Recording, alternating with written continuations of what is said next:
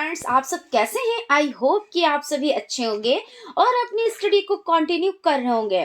Friends, आज का जो वीडियो लेक्चर हो जाता है वो लेक्चर नंबर 3 हो जाता है और चैप्टर आपका भी 3rd हो जाता है। इससे पहले की वीडियोस में यानी इससे पहले के लेक्चर्स में लेक्चर 1, लेक्चर 2 इसमें हम लोगों ने भिन्न के बारे में जाना, उसकी परिभाषा को जाना और कुछ एग्जाम्पल्स को देखा। अब हम ये समझ लेते हैं कि भिन्न कहते किसको है। हालांकि ये सब चीजें हम लोगों ने लेक्चर 1 और लेक्चर 2 में डिटेल में डिस्कस किया, लेकिन एक बार फिर से हम थोड़ा सा डिस्कस कर लेते हैं। क्योंकि जितनी बार आप डिस्कस करेंगे, जितना रिवीजन करेंगे उतना बेस्ट होता है, क्योंकि जो आप लोगों का ज्ञान होता है वो रिवीजन पर बहुत ज्यादा डिपेंड करता है और मैथ तो आपका हो जाता है कि प्रैक्टिस पर सबसे ज्यादा डिपेंड करता है ना। तो आप लोग प्रैक्टिस कीजिए और हम आप लोगों का बार बार से यानी कि 1 से 2 बार, 2 से 3 बार यानी रिवीजन कराते रहेंगे, प्रैक्टिस कराते रहेंगे। और अभी तो ये आपके चैप्टर्स चल रहे हैं, उसके बाद आपके मोस्ट इंपॉर्टेंट क्वेश्चंस चलेंगे, मोस्ट इंपॉर्टेंट टॉपिक्स चलेंगे, आपकी सीरीज होगी, उसके बाद सॉल्व पेपर होंगे। यानी आप इतना कर ले जाएंगे तो मैथ में आपको 25 में से 25 लाने से कोई नहीं रोक सकता। और ऐसा कुछ भी नहीं है कि मैथ बहुत ज्यादा हवा है, बहुत ज्यादा टेढ़ी खीर है। कुछ लोगों का ये कहने का होता है कि मैथ में पासिंग मार्क्स ही आ जाएं तो बहुत है, क्योंकि मैथ बहुत हवा है। लेकिन ऐसा कुछ भी नहीं है, सब्जेक्ट्स सब हवा होते हैं जब तक आप उस पर डिटेल में जानेंगे नहीं, उस पर डिस्कस नहीं करेंगे और उसकी तैयारी नहीं करेंगे। मान लीजिए आपका कोई भी सब्जेक्ट जो आपको सबसे ज्यादा इजी लग रहा हो और उसमें का कोई एक आप क्वेश्चन उठा ले और उस क्वेश्चन को आपने कभी पढ़ा ना हो, तो क्या उस क्वेश्चन का आंसर आप दे पाएंगे? नहीं ना, क्योंकि आपका आंसर यही आया ना कि नहीं। क्यों? क्योंकि आपने उस पर ध्यान नहीं दिया, आपने उसको पढ़ा नहीं, उसको समझा नहीं। तो जब आप समझेंगे नहीं, पढ़ेंगे नहीं, तो वो मैथ सब्जेक्ट हो या अदर कोई भी सब्जेक्ट हो, तो क्या वो समझ में आ जाएंगे? नहीं आएंगे। तो हमारा सबसे ज्यादा कहने का मतलब ये हो जाता है कि आप लोगों को क्या प्रैक्टिस करनी है, ध्यान देना है, प्लस आप लोगों को रोज क्लासेस अटेंड करने हैं। क्योंकि रोज क्लासेस जब आप पर डे क्लास अटेंड करेंगे तो क्या होता है, आपका रिवीजन भी होता चला जाता है। जैसे हम आपको जब बताते हैं तो पहली बात तो बेसिक से चीजों को बताते हैं, ठीक है ना, और उसके बाद क्या करते हैं, एक चैप्टर पढ़ा देते हैं, उसका भी रिवीजन करते हुए साथ में चलते हैं। एक लेक्चर कंप्लीट कर देते हैं, जब 2nd लेक्चर आता है तो हम पहले 1st लेक्चर को थोड़ा सा डिस्कस करते हैं, यानी क्या है, प्रैक्टिस करते हैं, है ना। तो यहाँ पर ये सब चीजें हो जाती हैं। चलिए हम लोग आज का जो हम लोगों का लेक्चर 3rd हो जाता है इस पर डिस्कस कर लेते हैं। उससे पहले फ्रेंड देखिए, अगर अभी तक आप लोगों ने चैनल को सब्सक्राइब नहीं किया है और ये आपका पहला वीडियो यानी कि 1st लेक्चर है और आप लोग आज ये पहला लेक्चर देख रहे हैं, तब तो आप लोगों के लिए सब्सक्राइब करना बहुत ही ज्यादा इंपॉर्टेंट हो जाता है। क्यों? क्योंकि जब आप सब्सक्राइब करेंगे तभी तो आपके पास नोटिफिकेशन पहुंचेगा, और जब नोटिफिकेशन पहुंचेगा तभी क्या होगा, तभी आप और आने वाले जो क्लासेस हैं, जो लेक्चर्स हैं, वो आप प्रोवाइड कर पाएंगे, है ना। तब हम आपको प्रोवाइड करा पाएंगे। ऐसे आपको क्या है, आपको टाइमिंग से हर चीज मिल जाएगी। और अगर आप सब्सक्राइब नहीं करेंगे तो ये होता है, जब नोटिफिकेशन ही नहीं पहुंचेगा तो आपको पता भी नहीं होगा और आपको सर्च करनी पड़ेंगी चीजें, तो ये सब चीजें हो जाती है। यानी आपको सब्सक्राइब करना रहेगा। और एक चीज और बता देते हैं कि अगर अभी तक आप लोगों ने सब्सक्राइब नहीं किया तो सब्सक्राइब कर लें, और वीडियो अच्छी लगे यानी लेक्चर आपको समझ में आए और चीजें आपको अच्छी लगे तो एक लाइक भी जरूर कीजिएगा, ठीक है ना। और अपने फ्रेंड्स में भी वीडियो शेयर जरूर कीजिएगा। तो चलते हैं, देखते हैं आज हमें क्या पढ़ना है। तो आज हमें भिन्न की संकल्पना तथा गणितीय संक्रियाएं पढ़ना है, और उसमें हमारा लेक्चर जो हो जाता है वो लेक्चर 3rd हो जाता है और चैप्टर भी 3rd हो जाता है। तो 1st लेक्चर में हम लोगों ने क्या पढ़ा, सबसे पहले ये जाना कि भिन्न कहते किसको है ना। सबसे पहले यही तो हम लोग समझ लेते हैं कि भिन्न किसको कहते हैं, यानी ऐसी संख्या जिसे क्या करें, p/q फॉर्म में यानी q रूप में लिख लें तो ये क्या होती है, भिन्न होती हैं। अब आप क्या कहेंगे कि मैम ये तो परिमेय संख्या है और आप क्या कह रहे हैं, आप भिन्न कह रहे हैं। तो जी हाँ, ये परिमेय संख्या ही है और ये भिन्न भी है। यानी भिन्न का मतलब ये होता है, जैसे मान लीजिए आपके पास कोई एक चीज है, ठीक है, आपने उसके 2 टुकड़े किए। अब आपने कितने टुकड़े किए, तो 2 टुकड़े, तो आपके टोटल कितने टुकड़े हो गए, 2 टुकड़े हो गए। टोटल जो आपका होता है वो हर में लिखा जाता है। आपने इसमें से एक टुकड़ा किसी अपने फ्रेंड को दे दिया, तो जब आपने एक टुकड़ा अपने फ्रेंड को दे दिया तो हम आपसे अब क्वेश्चन करें कि जो ये आपके पास एक चीज थी, इसमें से आपने 2 टुकड़े किए, तो जो आपको आपके जो फ्रेंड को मिला वो कितना मिला, तो आप ये कहेंगे 1/2। 1/2 ही तो मिला, यानी 2 आपके पास भाग थे, उसमें से एक आपके फ्रेंड ने ले लिया, तो 1/2 यानी दोनों में से एक चीज हमारे फ्रेंड को मिली, और 1/2 यानी हमारे पास 1/2 चीज रह गई, यानी कि क्या रह गई, आधी चीज हमारे पास रह गई। भाई आधा ही तो हुआ ना, 1/2 यानी आधा ही तो हुआ। अब जैसे यहाँ पे समझ लेते हैं कि जैसे मान लीजिए कि आपका ये एक क्या हो जाता है, एक ही आयत हो जाती है। आयत का मतलब क्या होता है, 2 आमने सामने की भुजाएं बराबर होती है। देखिए ये भी आमने सामने की, ये भी आमने सामने की। तो यहाँ पे हम लोग क्या भिन्न के बारे में जान रहे हैं, तो पहले भिन्न जान लेते हैं। आयत और ये सब चीजें हम नेक्स्ट जो आपका चैप्टर होगा उसमें समझेंगे, है ना। तो हमने क्या किया, इसके हमने 4 टुकड़े बराबर बराबर कर दिए, यानी 4 भागों में इसको बांट दिया। अब क्या किया, अब इसमें से हमने 3 भाग को छायांकित कर दिया, है ना। यह आपका होता है रंगीन कर दिया, यानी कलर्ड कर दिया। तो अब आप बताएं जो ये आपका छायांकित भाग है ये कितना है, तो टोटल भाग कितने हैं, तो टोटल भाग 1 2 3 4, टोटल भाग कितने हैं, तो 4 है। और आपको जो मिले कितने, तो छायांकित जो आपके कितने भाग है, तो 3 है, यही तो है रानी, 3 है। तो 3/4 यानी आपके पास 4 भाग तो थे, लेकिन 4 भाग हैं, यानी थे तो नहीं कह सकते क्योंकि यहीं पे है भी, है ना। 4 भाग हैं, उसमें से 3 भाग छायांकित हैं, यानी 3/4 आपका हो जाता है। उसी तरह से आप समझ लें कि जैसे आपका मान लीजिए एक आयत आपने एक और ले ली, है ना, क्योंकि एग्जाम्पल जितने ज्यादा समझेंगे उतनी चीजें समझ में आएंगी। तो ये आपका हो गया। आपने क्या किया, आपने बराबर बराबर हिस्सों में ऐसे बांट दिया। देखिए बराबर बराबर इनको मानिए, ठीक है।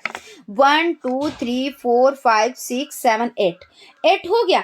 अब इसमें देखिए ये आपने क्या क्या छायांकित कर दिया, ये भी आपने छायांकित कर दिया, ये भी आपने छायांकित कर दिया, ठीक है, ये भी आपने छायांकित कर दिया और ये भी आपने छायांकित कर दिया। अब यहाँ पे क्या है, टोटल कितने हैं, तो भाई टोटल आपके 1 2 3 4 5 6 7 8 ये हो गए। टोटल भाई कितने हैं, जब टोटल जितने होते हैं वो आपका हर में लिखा जाता है। और जितने भाग होते हैं, अब आपसे ये पूछे कि छायांकित जो है भाग वो कितने हैं, तो आपको 6 लिखने हैं। अगर आपसे ये पूछे कि छायांकित के बाद जो सादे भाग हैं वो कितने हैं, तो वो 2 हो जाएंगे। देखिए यहाँ पे 1 और 2 यानी 2 भाग हो जाएंगे। तो यहाँ पे क्वेश्चन आपका है कि छायांकित कितने हैं, तो 6 हो जाते हैं भाई। 1 2 3 4 5 6 होगा ना, तो 6 यानी 6/8 हो जाता है। और एक चीज और ध्यान रखिएगा कि भाई बेसिक से चीजें समझते चले, तो हर एक छोटी छोटी चीज समझते हुए चले। और फिर भी अगर कहीं पे आपको डाउट लगता है, कोई चीज क्लियर नहीं हो पा रही है, तो क्या है, तो आप कमेंट बॉक्स में कमेंट करें। हम कमेंट्स आप लोगों के जरूर देखते हैं और कोशिश करते हैं कि उसका आंसर जरूर से जरूर दिया जाए, ठीक है ना। तो हमारी ये कोशिश रहती है और हमारा मेन मकसद क्या होता है कि आप लोगों को चीजें बेसिक से समझ में आए और हम आपको बेसिक में चीजें समझा पाए, ठीक है। तो यहां तक ये आपका हो गया। और यहाँ पे चीज ये समझ लें कि जो आपका जितना टोटल होता है, जैसे आपको मान लीजिए जैसे आपने टेस्ट दिया, आपको आपका जो टेस्ट है वो 10 नंबर का है। कितने नंबर का है, तो 10 नंबर्स का। अब इसमें से आपको कितने नंबर मिले हैं, मान लीजिए हम इसको अभी रेज यहाँ पे नहीं करते, हम यहाँ पे आपको बता देते हैं। जैसे आपका 10 नंबर का एक टेस्ट है, ठीक है।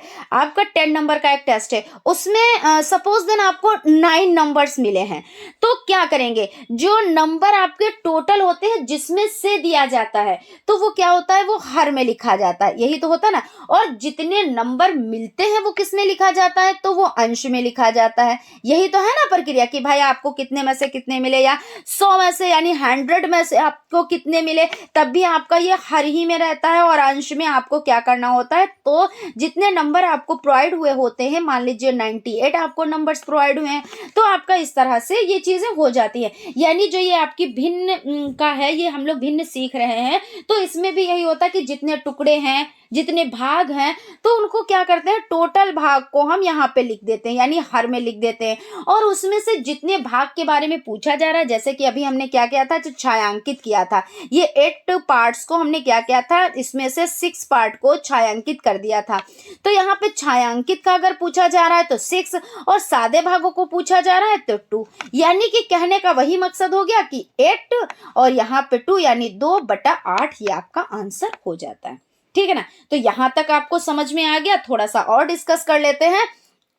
ये मत समझिएगा कि मैम बार बार एक चीज को रिपीट करा रही है, एक चीज को, तो थोड़ा सा आगे हम नेक्स्ट ही बढ़ रहे हैं, आगे बढ़ रहे हैं, लेकिन पीछे पहले पिछला यानी बैक का जो होता है, प्रीवियस का होता है, वो उन चीजों को समझना रहता है। और जब उन चीजों को समझ लेंगे तो कोई दिक्कत ही नहीं आएगी, है ना। तो मकसद तो भाई हमारा यही है। अब समझ लेते हैं, जैसे पहले ये समझ लेते हैं कि भाज्य, भाजक, भागफल और शेषफल। अब आप कहेंगे कि भिन्न में मैम इसका क्या काम है, भाज्य, भाजक, भागफल और शेषफल का? ये तो हमने पिछले क्लास में पढ़ा था, चैप्टर 2 में पढ़ा था। नहीं, यहाँ पे भी है आपका। जब आप समभिन्न को सॉल्व करेंगे, विषम भिन्न को सॉल्व करेंगे, तो वहां पे आपका ये सब चीजें हैं, यानी जो भाजक, भाज्य, भागफल, शेषफल है, ये सभी चीजें आपकी काम आने वाली हैं और काम आती ही आती हैं। और इससे रिलेटेड क्वेश्चंस भी आपके एग्जाम में पूछे जाते हैं। यानी यहाँ पे समझिए, जैसे भाज्य किसे कहते हैं, ये इस तरह से जब आप भाग करते हैं तो कुछ इस तरह से होता है ना।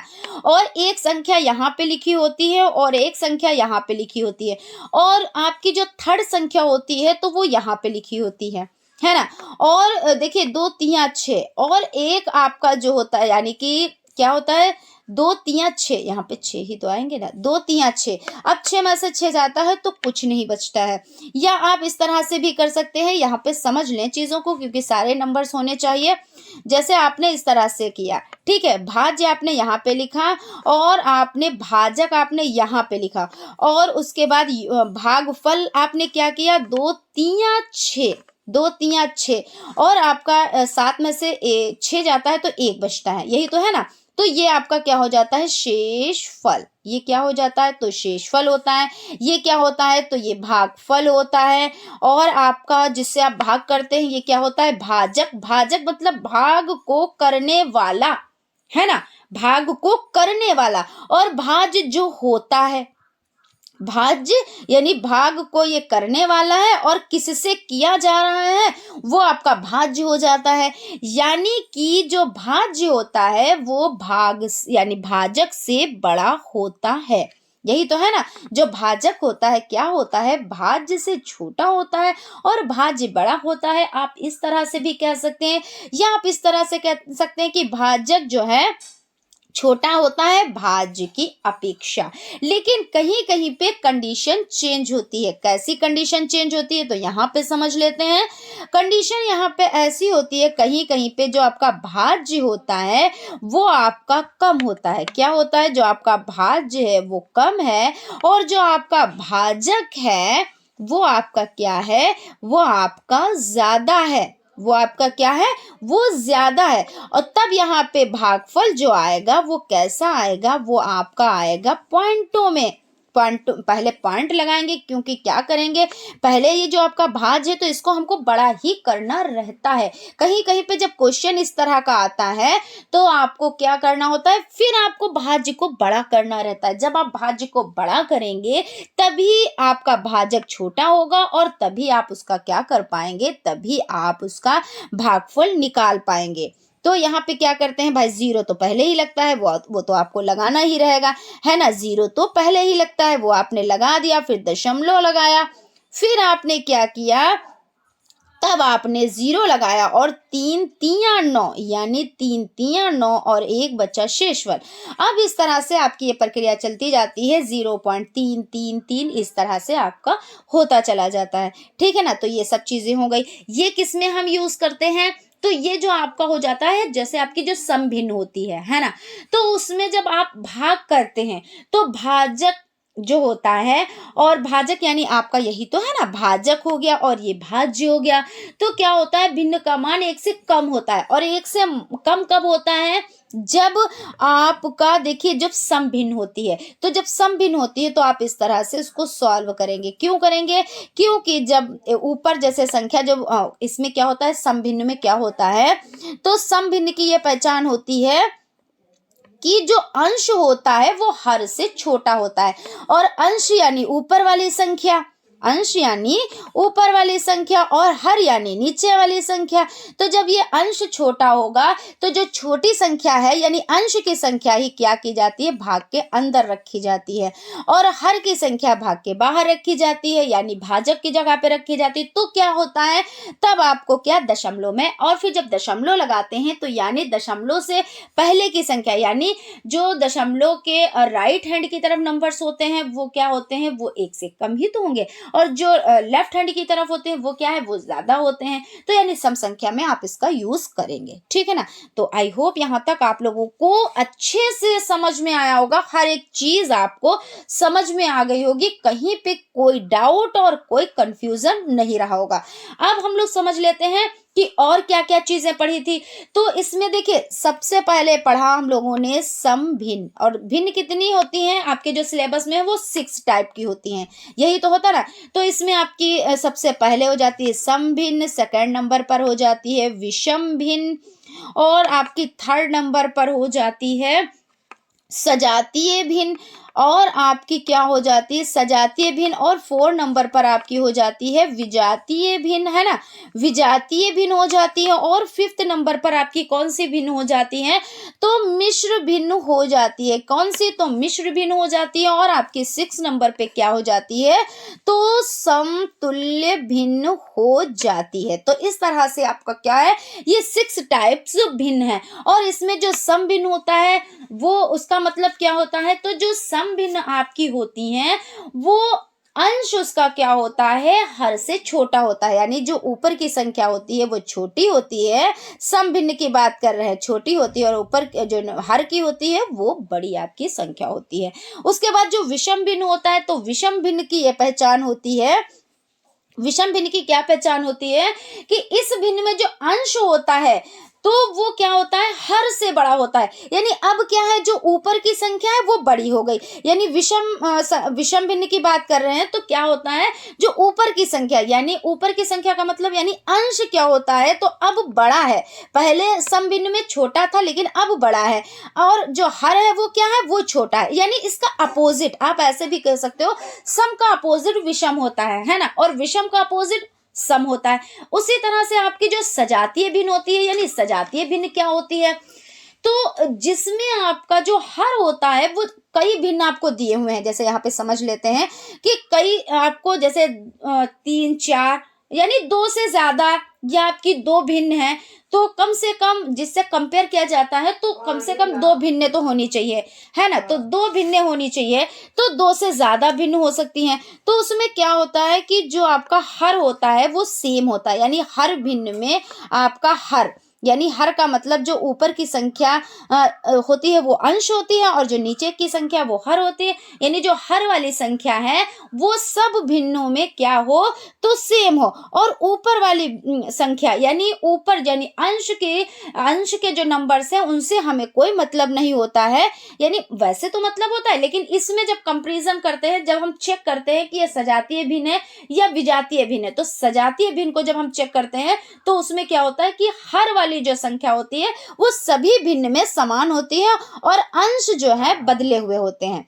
ठीक है ना, तो इस तरह से आप देख पाएंगे कि ये सजातीय भिन्न हो जाती है। इसी तरह से जब विजातीय भिन्न को देखेंगे तो विजातीय भिन्न क्या होती है कि इसमें हर जो है वो असमान होते हैं, यानी हर असमान का मतलब होता है कि जैसे आपने ले लिया 1/2, जैसे 1/2 ले लिया तो नेक्स्ट आपका है 2/3 हो गया, फिर 3/4 हो गया। यानी कहने का मतलब यह है कि इसके जो हर हैं वो भिन्न है। ये क्या हो जाता है, ये विजातीय यानी सजातीय का उल्टा विजातीय हो जाता है। यानी कि इसमें हर समान है लेकिन इसमें क्या है, असमान है। तो चीजों को आप इस तरह से याद रखें। उसके बाद मिश्र भिन्न क्या होती है, मिश्र भिन्न में ये होता है कि जो आपका यानी जो आपको नंबर प्रोवाइड हुआ है, जैसे मान लीजिए कोई भी आप नंबर ले लीजिए, 5/3 आपने ले लिया और उसके बाद पूर्णांक, पूर्णांक का मतलब क्या होता है, पूरा अंक।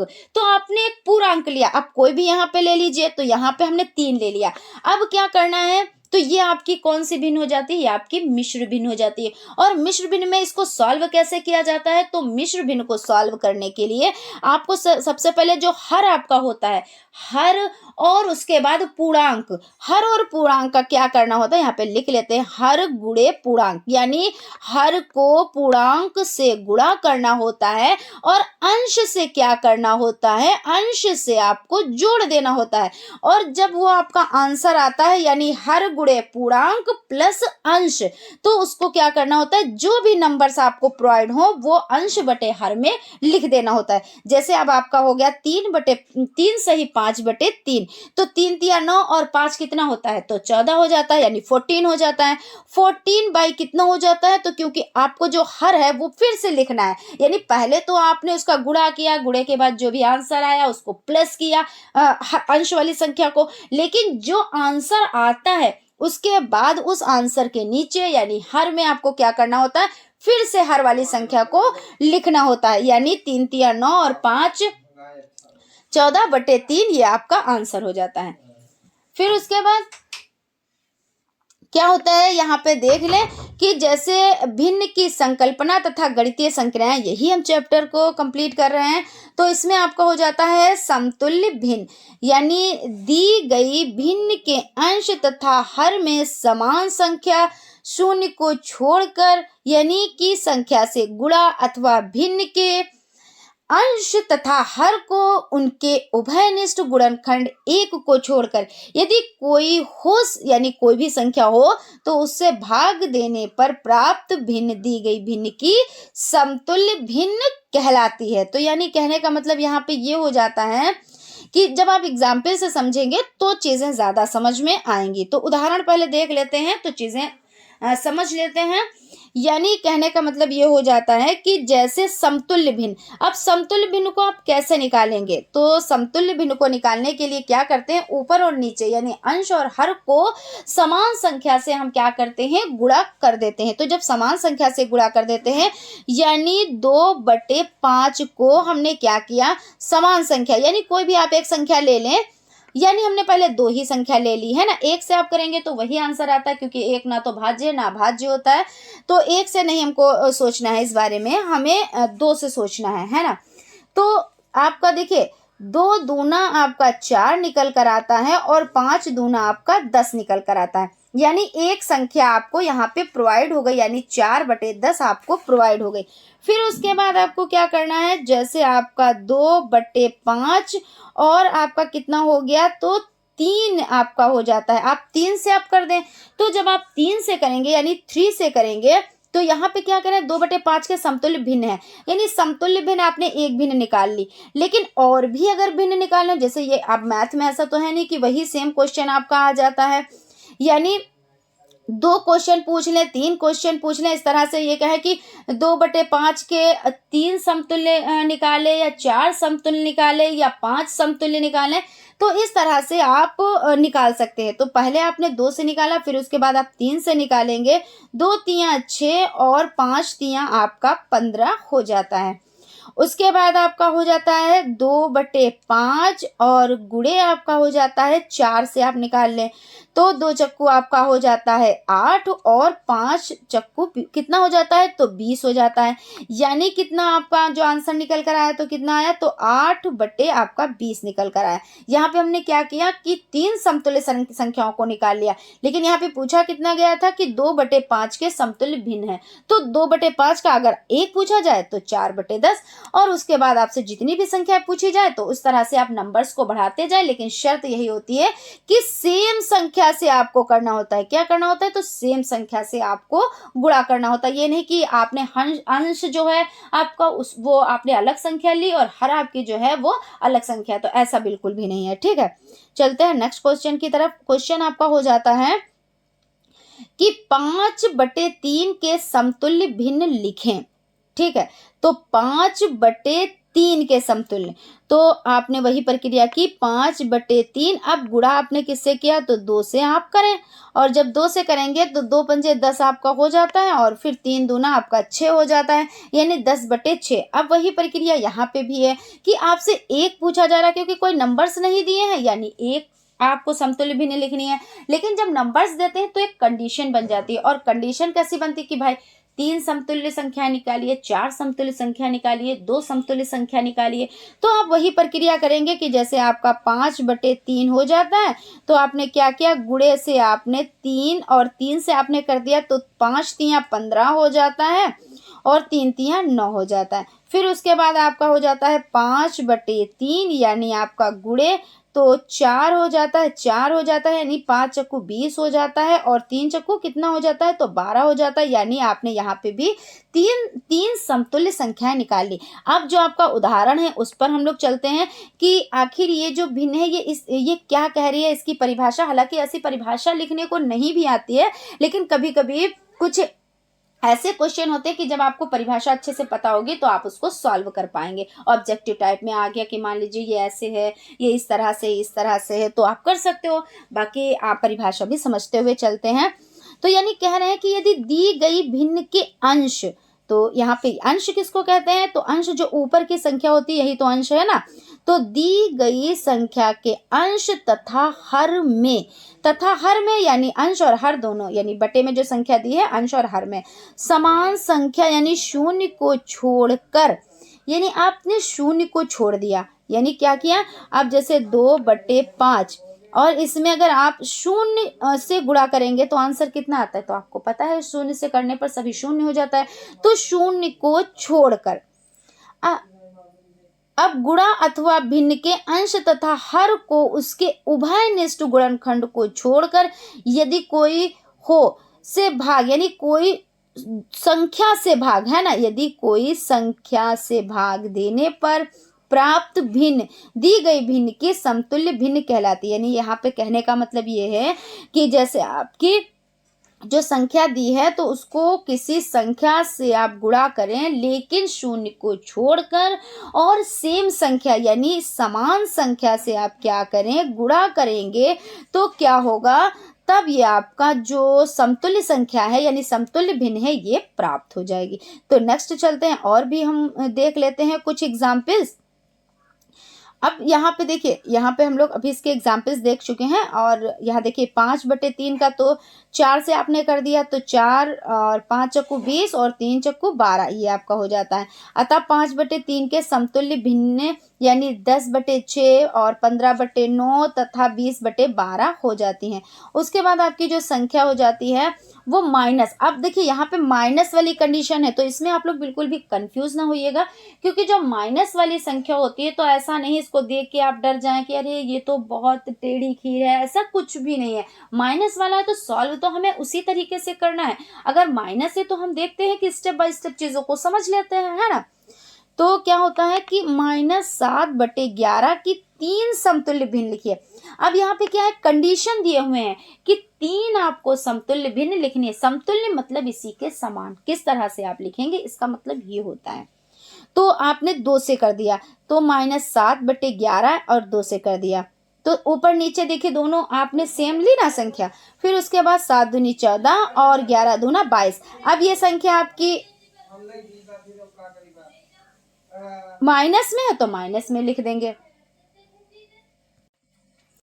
फिर यहाँ पे आपका हो जाता है नेक्स्ट, आपका हो जाता है जो माइनस में, फिर से देखिए क्योंकि कंडीशन आपको दिए हुए हैं तो कंडीशन भी आपको उसी तरह से कंडीशन को रख कर मद्देनजर रख कर ही आपको वर्क करना है। ऐसा नहीं कि कंडीशन कुछ और है और आप वर्क किसी और तरह से करें, क्योंकि यहाँ पे 3 समतुल्य भिन्न है तो 3 समतुल्य भिन्न आपको निकालनी है। और कंडीशन यहाँ पे एक और है कि माइनस में नंबर्स दिए हुए हैं, यानी नंबर आपको एक नंबर जो है वो माइनस में दिए हुए हैं, यानी अंश की जो संख्या है वो माइनस में है और हर की संख्या जो है वो प्लस में है। ठीक है, तो नेक्स्ट आपका जो हो जाता है वो 7 गुणे 3। अब आप 3 से करेंगे तो ऊपर नीचे गुणा आप 3 से कर देंगे तो 7 गुणे 3 और 11 गुणे 3, तो 7 त्रिक 21 आपका हो जाता है, 11 तियां 33 हो जाता है। क्योंकि भाई ये जो हर वाली संख्या है वो प्लस में है तो आपको प्लस में ही रखनी होगी, और जो अंश वाली संख्या है वो क्या करनी होगी, वो माइनस में कर देनी होगी। तो यहाँ पे माइनस में है तो माइनस ही में रहेगा, यानी -21/33 हो जाता है। अभी आपकी फर्स्ट, सेकंड और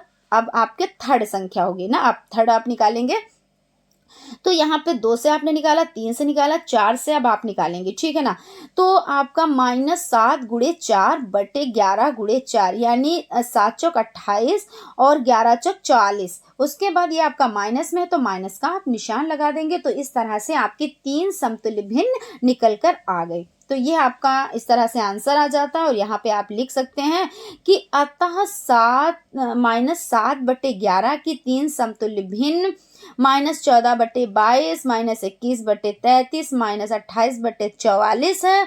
तो इस तरह से आपका हो जाता है। उसके बाद क्वेश्चन यहाँ पे है आपका कि 10/8 की समतुल्य भिन्न बताएं। तो 10/8 की समतुल्य भिन्न, यहाँ पे कोई कंडीशन नहीं है और क्या है आपका कि इसका मतलब ये है कि आप एक निकाल लें, है ना, क्योंकि कंडीशन होती 2 निकालने हैं 3 निकालने हैं, तब तो आपको यहाँ पे एक ये कंडीशन दे रखे थे, यहाँ पे कोई कंडीशन नहीं है। तो 10/8। अब आप सोच रहे होंगे कि अभी तो मैम ये बता रही थी कि अब इसकी समतुल्य भिन्न आप यहाँ पे 10 और बटे 8 है, तो हम इसका क्या करेंगे, गुणा कर देंगे। मान लीजिए पहली संख्या 2 से हमने अगर गुणा कर दिया तो 10 दूना 20 हो जाएगा और बटे 8 दूनी 16 हो जाएगा। लेकिन यहाँ पे तो कुछ और ही आंसर दिए हुए हैं। तो ऊपर आप पहले देख लें, जो आपकी परिभाषा है उसको देखेंगे तभी आपकी ये चीज समझ में आएगी। परिभाषा में क्या कहा जा रहा है कि यदि दी गई भिन्न के अंश तथा हर में समान संख्या शून्य को छोड़कर से गुणा अथवा भिन्न के अंश तथा भाग को उसके उभयनिष्ठ गुणनखंड एक को छोड़कर यदि कोई हो से भाग, यानी किसी संख्या हो, जो भी संख्या हो उससे भाग देने पर प्राप्त भिन्न में दी गई भिन्न की समतुल्य भिन्न कहलाएगी, यानी गुणा या भाग। तो आप अभी तक क्या कर रहे थे, गुणा कर रहे थे। अब एक कंडीशन यहाँ पे आ गई कि अब भाग भी आप कर सकते हैं, इसमें भाग से करें या गुणा से करें, और आपको क्या करनी है, समतुल्य भिन्न निकालनी है। तो यहाँ पे हम कुछ चीजें भाग से भी समझ लेते हैं, है ना। तो जब भाग से हम समझेंगे, यानी आप इस तरह से समझें 10 डिवाइड यानी 10/2 और आपका यहाँ पे हो जाता है 8 डिवाइड, आपकी भाई बराबर संख्या से लिखना है तो बराबर से आपने लिख दिया। तो यहाँ पे आपका हो जाता है कि 2 पंजे 10 और आपका 2 चक्कू 8, यही तो होगा ना। तो यही आंसर यहाँ पे आया। यानी आप और गुणे से अगर आप करेंगे तो गुणे का मतलब ये हो जाता है 10 गुणे 2 बटे 8 और गुणे 2। तो यहाँ पे कितना आ जाएगा कि 10 दूना 20 आपका हो जाएगा और 8 दूनी 16 आपका हो जाएगा, यानी ये आंसर आपका निकल कर आ जाता है। आप इस तरह से सॉल्व कर सकते हैं। उसके बाद आपका जो नेक्स्ट क्वेश्चन हो जाता है वो है 24/21 की समतुल्य भिन्न बताइए। तो 24/21 यहाँ पे अब गुणनखंड यानी गुणा करके हम देखते हैं। तो गुणा करके जब हम देखेंगे तो आपका 24 और गुणे 2 और फिर उसके बाद आपका हो जाता है कि 21 दिए हुए है ना, तो 21 गुणे 2, तो यहाँ पे 24 दूना कितना हो जाता है, तो 48 हो जाता है और बटे आपका 21 दूना आपका 42 हो जाता है। ठीक है, तो 21 दूना आपका 42 हो जाता है। तो इस तरह से आपका ये आंसर निकल कर आ गया। यहाँ पे हमने किस विधि से किया है, तो यानी गुणा करके हमने निकाला है, और आप भाग द्वारा भी इसको सॉल्व कर सकते हैं। ठीक है ना, तो इस तरह से आपका हो जाता है। अब भाग द्वारा भी देख लेते हैं कि जैसे आपका कितना है 24 और 21, तो 24 और आपका कितना है 21 है, तो ये दोनों संख्याएं किससे कट जाएंगी, तो 3 सत्ते 21, तीनों अट्ठे 24, यानी 3 सत्ते 21 और तीनों अट्ठे 24, यानी 8/7 आपका यहाँ पे हो जाता है। तो इस तरह से आप कर सकते हैं इसको। और आपका देखिए यहाँ पे नेक्स्ट हो जाता है -14/77 की समतुल्य भिन्न बताएं। तो -14/77, तो यहाँ पे अब आपने सोचा कि यहाँ पे -2/11 आंसर आया है, और जबकि अगर हम इसको करते हैं, अगर 2 से भी करेंगे तो आंसर तो कुछ और आएगा। लेकिन हम यहाँ पे समझ लेते हैं कि अगर हम इसको कट करें यानी भाग कर दें, यानी -14/77 को हम 7 से हम भाग कर दें, तो 7 दूनी 14 और 7 एकम 7 और 7 एकम 7, यानी आपका कितना आंसर निकल कर आएगा, तो 2/11 ही तो निकल कर आएगा, और माइनस का है तो यहाँ पे माइनस कर देंगे। तो इस तरह से ये आपका आंसर यहाँ पे निकल कर आया। तो आप गुणा विधि द्वारा भी कर सकते हैं, भाग विधि द्वारा भी कर सकते हैं, और अगर बात की जाए कि समतुल्य भिन्न, तो आप जितनी चाहे उतनी निकाल सकते हैं, यानी कहते नहीं कि अनंत तक, अनंत मतलब इन्फिनाइट तक आप निकाल सकते हैं। जो भी संख्या आप पकड़ेंगे उस संख्या से आपका ये यानी समतुल्य भिन्न निकलती चली जाएंगे। वो आपसे 2 पूछ लें, 3 पूछ लें, 5 पूछ लें, 10, यानी क्वेश्चन आपसे कितनी भी संख्याओं का करें, आप इसी तरह से संख्याएं लिखते जाएंगे और उसको सॉल्व करते जाएंगे। उसके बाद आपका क्वेश्चन हो जाता है यहाँ पे -4/5 की 2 समतुल्य भिन्न बताएं। तो -4 और बटे -5, तो आप 2 से इसको करेंगे, यानी सेम संख्या से करेंगे, तो 4 और दूना कितना होता है, तो 8 होता है, और 5 दूना 10 होता है। क्योंकि यहाँ पे ये ना कीजिएगा कि आपने माइनस माइनस को काट दिया, क्योंकि यहाँ पे ये कह रहा है कि समतुल्य भिन्न, क्योंकि काटना कुछ नहीं है, आपको उसी जो आपको वो संख्या प्रोवाइड हुई है उसी संख्या से आपको संख्याएं बनानी है। तो यहाँ पे माइनस है, तो माइनस के 4 दूना 8 और माइनस के 5 दूना 10 आपका हो जाता है। और इसके बाद सेकेंड हो जाता है -4 और बटे -5, और आपका गुणा आप किससे करेंगे, क्योंकि अभी आप 2 से कर चुके हैं, तो अब 3 से करेंगे, तो 4 तियां 12 आपका हो जाता है, और 5 तियां 15 हो जाता है। क्योंकि यहाँ पे भी कुछ नहीं, वही कंडीशन है, क्योंकि उन्होंने माइनस में दिया तो उनको माइनस में ही चाहिए, यानी काटना नहीं है, ठीक है ना। तो -12 और बटे -15, यानी 4 तियां 12 और 5 तियां 15, ये आपका हो जाता है। उसके बाद नेक्स्ट क्वेश्चन की तरफ चलते हैं। क्वेश्चन आपका हो जाता है कि 60/90 की 3 समतुल्य भिन्न बताएं। तो इसको देख लेते हैं कि 60/90 की, तो अगर हम भाग के द्वारा करते हैं, तो भाग के द्वारा करने पर हमें क्या संख्याएं प्राप्त होती हैं, इसको समझ लेते हैं। जैसे सबसे पहले अगर भाग के द्वारा आपको करना है, तो इसको क्या करना है, इसके पहले हम गुणनखंड कर देंगे। गुणनखंड करके हमें प्राप्त हो जाएगा कि किन संख्याओं से हम इसको करें और किन संख्याओं से ये नहीं हो पाएगा, है ना। तो सबसे पहले जब गुणनखंड करना, तो आप लोगों को अच्छे से आता ही आता है। तो कितना हो जाएगा, 2 तियां 6, है ना, 2 तियां 6 और एक ये 0, फिर 2 एकम 2, 2 पंजे 10, और फिर आपका हो जाता है 3 पचे 15, 3 पचे 15 हो जाता है, और 5 एकम 5 हो जाता है। ठीक, ये आपने 60 का कर लिया। उसके बाद आपको क्या करना है, 90 का करना है। तो 90 गुणनखंड यानी 90 का गुणनखंड आपको करना है, तो ये 2 से हो जाएगा ना, 2 चक्कू 8, यानी 2 चक्कू 8 और 2 पंजे 10। अब ये 10 कहाँ से आया, यानी 2 चक्कू 8 और एक यहाँ पे बच गया था ना, तो 2 पंजे 10 हो जाता है। फिर उसके बाद क्या, अब ये 2 से कटेगा, नहीं कटेगा, क्यों, क्योंकि यहाँ पे देखिए विषम संख्या है, तो विषम संख्या को हम विषम संख्या ही से करते हैं। तो 3 एकम 3 और 3 पचे 15 यहाँ पे हो गया, और 15 देखिए 3 ही से कटेगा, तो 3 पचे 15, फिर उसके बाद हो जाएगा कि 5 एकम 5, ये इस तरह से हो जाता है। तो अब यहाँ पे देखिए 2 यहाँ पे भी है, तो 2 यहाँ पे भी है, यानी ये 2 से कट जाएगा, ये 2 से इसका भाग कर सकते हैं। फिर उसके बाद देखिए 3 यहाँ पे भी है, 3 यहाँ पे भी है, यानी 3 से, और 5 यहाँ पे भी है और 5 यहाँ पे भी है। तो हम आराम से 3 जो आपकी समतुल्य भिन्न है इनको हम निकाल सकते हैं। तो 6 और भाग में 2 हो जाते हैं और 90 और भाग में 2 हो जाते हैं। तो 6 को जब आप डिवाइड करेंगे 2 से, यानी 60 को तो आधा आधा बांट देंगे तो यानी 30 ही तो हुआ, यहाँ पे 30 हो गया। और 90 को जब आप 2 से करेंगे तो 45 हो गया, यहाँ पे हो गया। फिर उसके बाद यहाँ पे देखिए 3 संख्या है तो यहाँ पे 3, तो 3 दूना 6 और ये एक आपका 0 हो गया। फिर 3 तिया 9 और एक ये 0 यानी 20/30 हो गया। और उसके बाद यहाँ पे देखिए 5 संख्या है तो 5 से इसको हम कर देंगे तो 12 पंजे 60 और ये आपका 90 हो जाता है तो 5 से हो जाएगा तो 18, और जबकि 18 पंजे 90 होता है। तो इस तरह से यहाँ पे आपकी ये 3 समतुल्य संख्याएं निकल कर आ गई।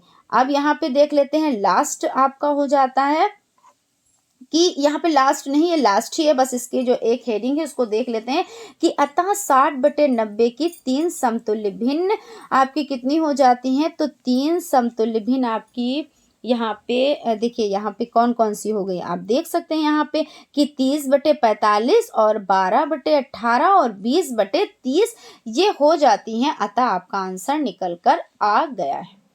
तो आई होप आप लोगों को चीज़ें समझ में आई होंगी, और फिर भी अगर कहीं पे कोई कंफ्यूजन कोई डाउट है तो उसे आप क्लियर कर सकते हैं कमेंट बॉक्स में। हम उसका रिप्लाई आप लोगों को ज़रूर से ज़रूर देंगे, क्योंकि हम जब आप लोग कमेंट करते हैं तो हम उसे ज़रूर से ज़रूर क्या करते हैं, देखते भी ज़रूर है, यानी सीन भी ज़रूर करते हैं, प्लस उसका रिप्लाई भी ज़रूर देते हैं। क्योंकि हमारा ये रहता है कि आपके जो डाउट्स हैं वो क्लियर होने चाहिए, और मैथ में तो बिल्कुल भी कोई डाउट नहीं रहना चाहिए। तो फ्रेंड्स आई होप आप लोगों को सेशन पसंद आया होगा, और अगर सेशन पसंद आया है तो प्लीज़ एक लाइक ज़रूर करें, और अगर अभी तक आप लोगों ने चैनल को सब्सक्राइब नहीं किया है तो प्लीज़ सब्सक्राइब कर लें और बेल आइकन को भी ज़रूर प्रेस कर लें, जिससे कोई भी नोटिफिकेशन हो वो आप तक पहुंच सके।